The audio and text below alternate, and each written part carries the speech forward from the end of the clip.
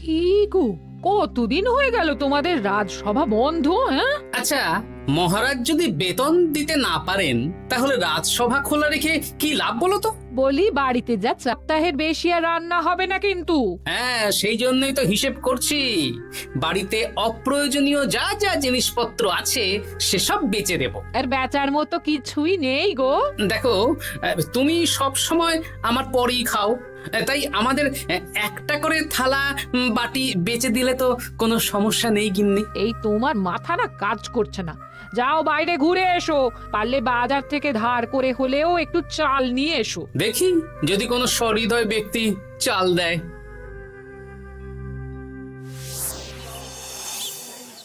না গোপাল দাদা, বাজারের অবস্থা খুব খারাপ, আর আমি ধারে বিক্রি করছি না। আহা, আরে আমি কোনোদিন তোমার একানাও বাকি রেখেছি বলো? আমি বুঝতে পারছি গোপাল দাদা, কিন্তু আমিও নিরুপায়। গত মাসের বেতন এখনো পাইনি। মহারাজ অনির্দিষ্ট কালের জন্য রাজসভা বন্ধ রেখেছেন। বিশ্বাস করো, বেতন পেলেই তোমার ধার আমি মিটিয়ে দেব। এই সপ্তাহ খানেক আগে একই কথা বলে সেনাপতি ধারে 25 কেজি চাল নিয়ে গেছেন। এখন ওনার কোনোই পাত্তা নেই। কি যে করি, কাছের বন্ধু বলতে বিজ্ঞানী আর সভাকবি। দেখি ওদের বাড়িতে একবার ঢুঁ মেরে।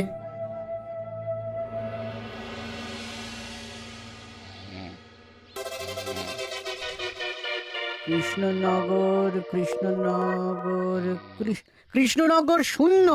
হ্যাঁ, এবারে একটা মোহরও নেই। জাহাপানা সর্বনাশ হয়ে গেছে। কি হলো? পালে বাঘ পড়েছে নাকি? ঘুমের 12টা বাজিয়ে দিলে। জাহাপানা, এবারে কৃষ্ণনগর থেকে একটা মোহরও খাজনা আসেনি। হ্যাঁ, বলো কি? 1 মাস আগে বাৎসরিক খাজনা দেওয়ার শেষ দিন ছিল, কিন্তু এখনো একটা মোহরও খাজনা আসেনি। না জাহাপানা। পড়েছে বেগমের জন্য হীরের হার, হীরের কানের দুল, হীরের নাকছাবি বানাতে দিয়েছি। উজির, যা হোক করে কৃষ্ণনগর থেকে আমার খাজনা চাই। তাহলে তো কৃষ্ণচন্দ্রকেই তলব করতে হবে। যা করার করো। বাবা, এই সময় তোমার শখ হয়েছে ময়না পোষা? আরে না না, আমি পুষিনি। একটা পশ্চিমের গ্রামে কদিন আগে ঘুরতে গিয়েছিলাম। আচ্ছা, ওখান থেকে নিয়ে এসেছো? না, তাও আনিনি, ছোলা খেতে দিয়েছিলাম। দেখি তারপর আমার পিছনে উড়ে উড়ে চলে এসেছে। বাবা, এ তো ভালো কথা।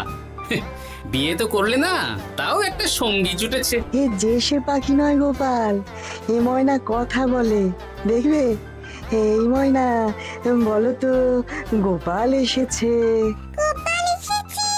আরে বাস, বলো তো গোপালের ভুঁড়ি আছে আমার নেই। বেশ। এ ভোরবেলা আমার কাছে আসে, সারাদিন আমার কাছে থাকে, আবার সন্ধে হলেই নিজের বাসায় নিজেই ফিরে যায়। বুদ্ধিমান পাখি। ওই গ্রামে শাখে শাখে ঝাঁকে ময়না। বেশ, বুঝলাম। তা বিজ্ঞানী, তোমার কাছে আমি আসলে একটা দরকারে এসেছি। বলো কি দরকার? আসলে ওই টানাটানির সংসার চলছে, বুঝলে। বাড়িতে চাল বাড়ন্ত, কদিন পরে হাঁড়ি চড়বে না। তুমি কিছু পয়সা ধার দিতে পারবে? আরে এমন করে বলছো কেন? আমার তো সংসার নেই, এত খরচও নেই। তুমি বাড়ি যাও, আমি 2 বস্তা চাল পাঠিয়ে দেব। ধন্যবাদ বিজ্ঞানী, তোমার মতো বন্ধু পাওয়া মুশকিল। বন্ধুত্বে এইসব ধন্যবাদ দেওয়ার দরকার নেই, একে অপরের পাশে থাকলেই হলো।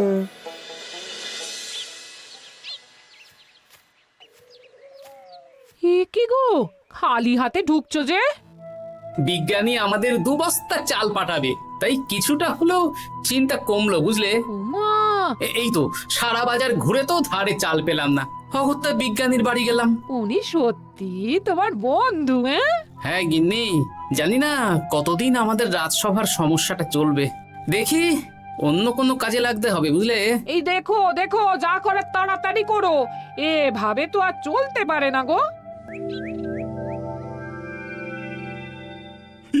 কি নবাব বাহাদুর আমাকে ডাকছেন? হ্যাঁ, জাহাপনা আপনার উপরে রেগে আছেন। অতি সত্বর বাহাদুর আপনাকে দেখা করতে বলেছেন। এবারে চাষাবাদের মন্দার কারণে রাজস্ব আদায় তেমন ভালো হয়নি, তাই খাজনা পাঠাতে পারিনি। আর কিছুদিন অপেক্ষা করতে বলুন, আমি ঠিক খাজনা পাঠিয়ে দেব। এখন আর খাজনা নিয়ে কথা বলবেন কিনা জানি না। আপনাকে নবাব এই আদেশ পাঠিয়েছেন, আপনি 2 দিনের মধ্যে নবাব বাহাদুরের সাথে দেখা করবেন। আচ্ছা ঠিক আছে।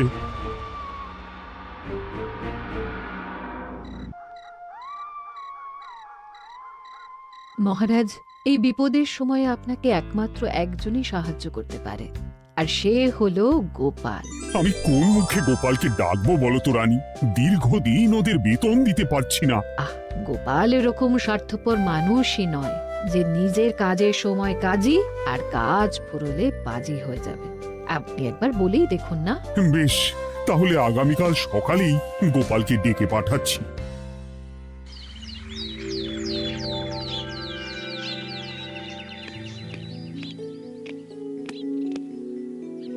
আসতে পারি মহারাজ? হ্যাঁ গোপাল, এসো এসো। মহারাজ আমাকে হঠাৎ ডেকে পাঠালেন যে? শোনো, নবাব বাহাদুর বলেছেন ওখানে যেতে হবে, কারণ এবারে কৃষ্ণনগর থেকে কোনো খাজনা পৌঁছয়নি। মহারাজ, আপনি গেলেও বিপদ, না গেলেও বিপদ। হ্যাঁ, সেটাই তো আমাকে সবচেয়ে বেশি ভাবাচ্ছে, কিন্তু না গেলেই যে নয়। তাহলে এক কাজ করি মহারাজ, আমিও বরং আপনার সাথে যাই। যা বিপদ আসবে একসাথে লড়বো। ও গোপাল, তুমি যেন আমার বুক থেকে পাথর নামিয়ে দিলে। তোমাকে যে কি বলে ধন্যবাদ জানাবো। তাহলে কখন বেরোবেন বলুন? আজকে সন্ধ্যের দিকে বেরিয়ে পড়বো, তাহলে কাল সকাল সকাল মুর্শিদাবাদ পৌঁছে যাব। কতদিন থাকতে হবে তো কিছুই জানি না, তাহলে ওই 3-4টে জামা কাপড় ধুতি নিয়ে নেব, কি বলেন? হ্যাঁ হ্যাঁ, তাই নিও। তাহলে সন্ধ্যেবেলা রাজবাড়িতে এসো, একসাথেই বেরিয়ে পড়বো। আচ্ছা মহারাজ। বলি, তোমার কি মুর্শিদাবাদে না গেলেই নয় গো? আমাকে তো যেতেই হবে গিন্নি। জানি নবাব বাহাদুর কিভাবে ছক করে কল করে, তুমি সাবধানে থেকো গো। দেখো, আমি যখন যাচ্ছি তখন নবাব বাহাদুরকে এবার সাবধানে থাকতে হবে। হ্যাঁ হ্যাঁ, হ্যাঁ, ঠিক আছে ঠিক আছে, মাথা ঠান্ডা রাখবে, বেশি ওস্তাদি করতে যাবে না। এমনিতেই আমাদের অবস্থা এখন ভালো নয়। আরে তুমি অতিরিক্ত চিন্তা করো না তো গিন্নি। জাহাপনা, কন্যাগুলো কবে আসবে? এখনো 2-3 দিন সময় লাগবে বেগম। এত সময় লাগছে কেন জাহাপনা? দেশের কোণে কোণে খুঁজে সেরা সেরা হিরে দিয়ে বানানো হচ্ছে যে, সময় তো লাগবেই বেগম। তাহলে তো অনেক খরচ হচ্ছে। তাও হচ্ছে বটে, কিন্তু তোমার জন্য আমি সব করতে পারি। আমাদের মুর্শিদাবাদের হীরালালের হাতের কাজ দেশের সেরা। আপনি সত্যি আমাকে ভালোবাসেন, আমার জন্য এত খরচ করে গয়না বানিয়ে দিচ্ছেন। তুমি খরচ নিয়ে এত চিন্তা করো না। কৃষ্ণনগর থেকে এই বছর ভালো খাজনা প্রাপ্য ছিল, কিন্তু এখনো একটা কানাকড়িও আসেনি। তাহলে আপনার গয়না বানাতে যা খরচ হবে সব আপনার সিন্দুক থেকে দিয়ে দেবেন। না না না, কৃষ্ণনগর থেকেই আদায় করব, ওকে তলব করেছি। আচ্ছা, সহিস, গাড়ি ছাড়ো। যথাজ্ঞা মহারাজ। এই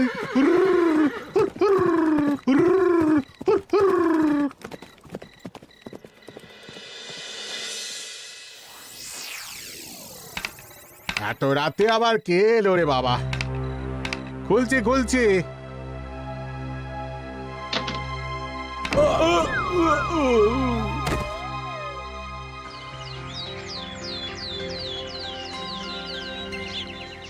সর্বনাশ হয়ে গেছে জাহাপানা। কি হয়েছে হীরালাল? নবাব বাহাদুর, মহারাজ কৃষ্ণচন্দ্র আর গোপাল এসেছেন আপনার সাথে দেখা করতে। ওদের দরবারে আসতে বলো। হ্যাঁ, এবার বলো হীরালাল, কি হয়েছে? এই, তোমার মাথায় পট্টি কেন? জাহাপানা, গত রাতে আমার সর্বস্ব লুট হয়ে গেছে। বলো কি হীরালাল? তোমার কাছেই তো বেগমের হীরের সব গয়নাগাটি বানাতে দিয়েছিলাম। হ্যাঁ জাহাপানা, সব গেছে। আমার মাথায় মেরে সব লুট করে নিয়ে গেছে। এবার আমি কি করব জাহাপানা?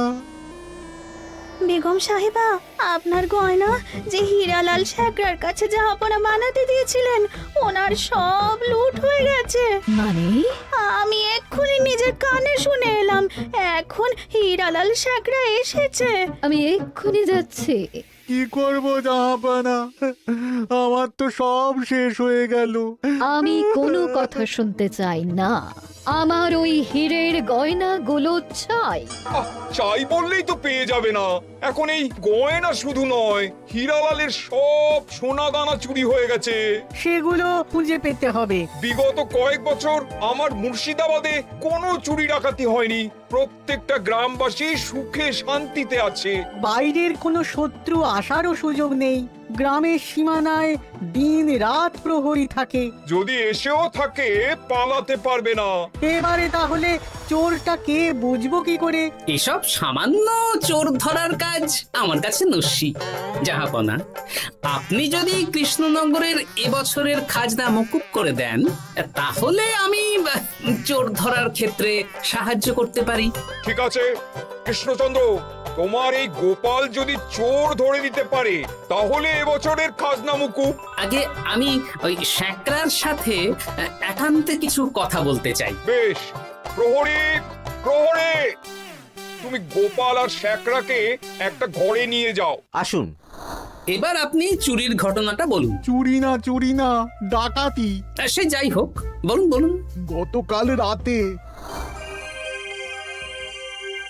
তারপর সকালে জ্ঞান ফিরে ঘরে গিয়ে দেখি সব ফাঁকা। আমার ঘরের সাথেই লাগোয়া দোকান। আচ্ছা, দেখুন, আমি আপনার কথা শুনে আর একটু আগের যা আলোচনা শুনলাম তার থেকে মনে হচ্ছে এই চোর স্থানীয় চোর। কি করে বুঝলেন? কারণ বাইরের চোর হলে তো এত নিখুঁত কাজ করা সম্ভব নয়। চোর নিশ্চয়ই আপনাকে ব্যক্তিগতভাবে চেনে। হ্যাঁ, এবার মশাই আপনি বলুন তো, আপনার কোনো শত্রু আছে? না, শত্রু নেই তেমন। আমার সাথে কারো সম্পর্ক খারাপ নেই। আর আমাদের পাড়ায় সবাই ব্যবসায়ী, সবাই সম্ভ্রান্ত লোকজন। বেশ, তাহলে সব ব্যবসায়ীদেরকেই রাখতে হবে। আমি নবাব বাহাদুরকে বলে দিচ্ছি, আপনি এখন আসুন। নবাব বাহাদুর, আপনি ওই গ্রামের সকল ব্যবসায়ীদের আপনার মহলে ডাকার ব্যবস্থা করুন। সবাই কিন্তু বেশ সম্ভ্রান্ত ব্যবসায়ী। সে হোক না, ওই গ্রামে তো সবাই ব্যবসায়ী, আর বাইরের কোনো লোক গ্রামে ঢোকেনি বা বাইরেও যায়নি। তাই যদি কেউ চোর থেকে থাকে তাহলে ওই ব্যবসায়ীদের মধ্যেই আছে। বেশ, আমি সবাইকে আমার মহলে নিয়ে আসার ব্যবস্থা করছি। আর একটা ফাঁকা বড় ঘর চাই, যেখানে চোর ধরার পরীক্ষা হবে। আর সেই ঘরে আমাদের কৃষ্ণনগরের ঘোড়া চোর ধরবে। হ্যাঁ, ঘোড়া চোর ধরবে? হ্যাঁ, যে ঘোড়ার গাড়িতে আমরা এসেছি সেই ঘোড়া। যদি চোর না ধরতে পারো তাহলে পুরো খাজনা তো গায়ের জোরে নেব, সাথে সাথে কৃষ্ণনগরটাও কেড়ে নেব। আমার উপর একটু ভরসা রাখুন নবাব বাহাদুর, আর যা বললাম করুন। বেশ, শুনুন, এই ঘরে আমার এক প্রিয় ঘোড়া আছে, আর সামনে একটা বালতিতে ছোলা সেদ্ধ রাখা আছে। আপনারা সকল ব্যবসায়ীগণ একে একে যাবেন, দরজা ভিতর থেকে বন্ধ করবেন, আর ঘোড়াকে এক মুঠো করে ছোলা খাইয়ে ফিরে আসবেন। তারপর কি বাড়ি চলে যাব? না, সবার ছোলা খাওয়ানো হয়ে গেলে আমি ঘোড়ার কাছে যাব, আর ঘোড়া কানে কানে আমাকে বলে দেবে কে চোর। তাহলে আর দেরি কেন, সবাই একে একে যাও।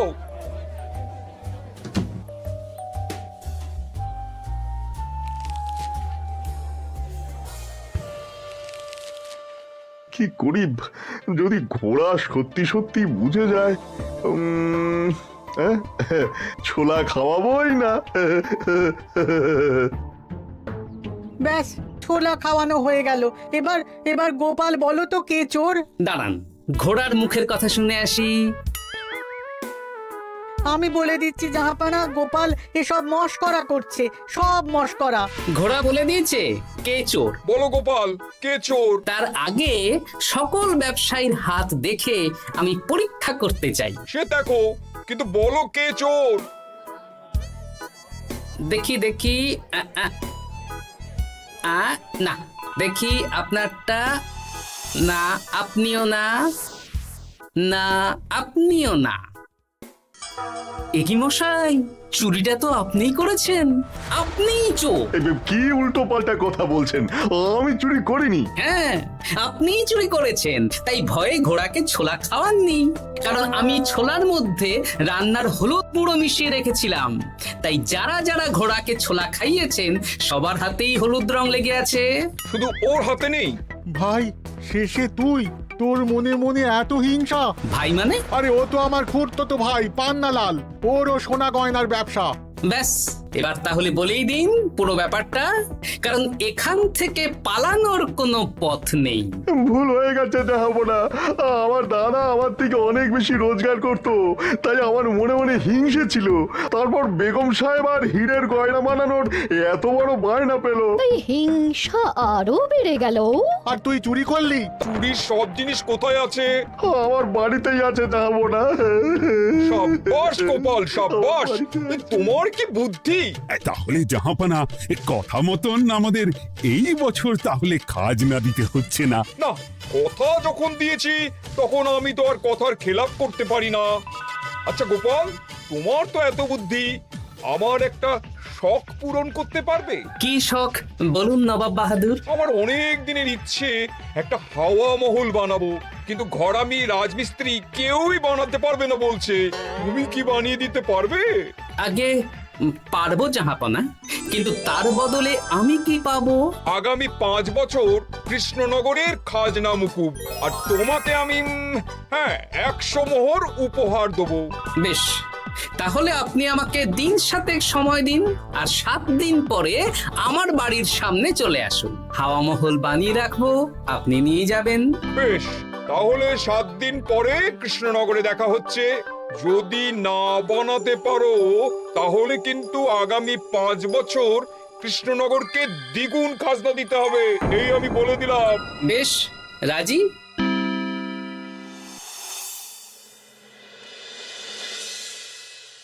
বেশ তো বড় মুখ করে বলে দিলে হাওয়া মহল বানাবে। রাজি রাজি। এবার যদি না বানাতে পারো, সব তো উল্টে যাবে। আপনি চিন্তা করবেন না মহারাজ, নবাব বাহাদুর আমাকে প্যাঁচে ফেলতে চেয়েছেন, তাই আমিও ওনাকে ঘোর প্যাঁচ দেব।